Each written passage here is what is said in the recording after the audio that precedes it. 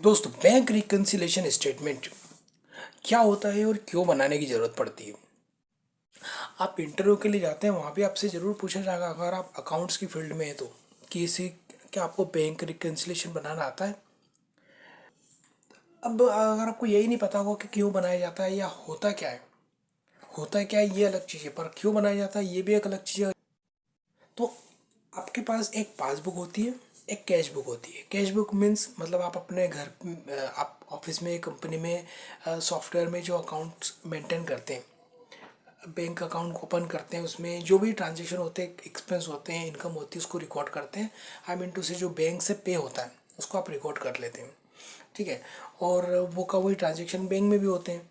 अब आप क्या करते हैं, मंथ के एंड में एक पर्टिकुलर डेट पे आप बैंक की पासबुक से अपनी उस सॉफ्टवेयर की कैश बुक को मिलाते हैं। वहाँ आप पाएंगे कि वो मैच नहीं हो रहा है। तो ये जो मैच नहीं हो रहा ना, इसको क्यों नहीं मैच हो रहा है, ये रीज़न पता करने के लिए रिकन्सिलेशन का एक स्टेटमेंट बनाया जाता है। इसकी क्या क्या खास वजह होती है जो रिकन्साइल नहीं होता है। हम क्या करते हैं, चेक जमा करा, चेक हमने तो एंट्री कर ली, पर वो बैंक में क्लियर अभी हुआ नहीं, या तो बाउंस हो गया, या वो हमारे मंथ एंड के बाद भी अगले महीने या अगले मंथ की 1 या 2 तारीख को क्लियर हुआ, और हमने स्टेटमेंट 30 तारीख तक का ले लिया। तो क्या होगा कि हमारे पास तो बैंक का बैलेंस बढ़ा हुआ दिखेगा, पर बैंक में वो कम रहेगा। और सबसे मेन रीज़न जो होता है ना बैंक और पासबुक में डिफरेंस का या कैश बुक में डिफरेंस का, वो होता है बैंक चार्जेस। क्योंकि बैंक तो बैंक चार्जेस लगा देती है और हमारा बैलेंस कम हो जाता है, पर हम हमारी पासबुक में कोई बैंक चार्जेस ऐड कर नहीं सकते, क्योंकि हमें पता ही नहीं होता कि हम बैंक चार्जेस हमें कितना लगाए या कब कब लगाए। इसी प्रकार हमारा चेक बाउंस होता है, तो हम क्या करते हैं, चेक बाउंस की एंट्री कर लेते हैं। हमें पता चल गया कि चलो चेक बाउंस हुआ, हमने उसकी एंट्री कर ली, मगर चेक बाउंस के चार्जेस भी लग गए, वो हमने कोई एंट्री नहीं करी।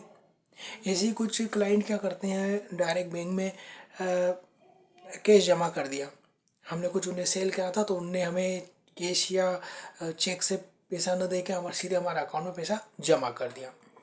अब क्या होगा, हमने तो हमारी बुक में एंट्री नहीं करी, लेकिन बैंक में पैसा आ गया, तो बैंक का बैलेंस बढ़ गया और हमारी कैश का बैलेंस कम है। तो ये सब क्या होता है, इन दोनों को ट्रांजेक्शनों को हम मैच करते, रिकनसाइल करते कि रीज़न क्या है डिफरेंस का। अगर ये रिकनसाइल नहीं करेंगे तो हो सकता है जो कैशियर और कंपनी का वो कुछ कैश का मिसयूज़ भी कर सकता है। इसलिए ये मेंटेन करना ज़रूरी होता है। ये ब्रीफ में है। एक इसका अच्छा बहुत एक फॉर्मेट है मेरे पास, अच्छा फॉर्मेट है इसका, उसको मैं डिस्क्रिप्शन में डाल रहा हूँ। आपको अगर अच्छा लगे तो आप उसका यूज़ कर सकते हैं। और इसकी और डिटेल में समझना हो तो आप कमेंट कीजिए, और उसके लिए मैं एक अच्छा एग्जाम्पल लेकर एक वीडियो बनाऊँगा। Thank you.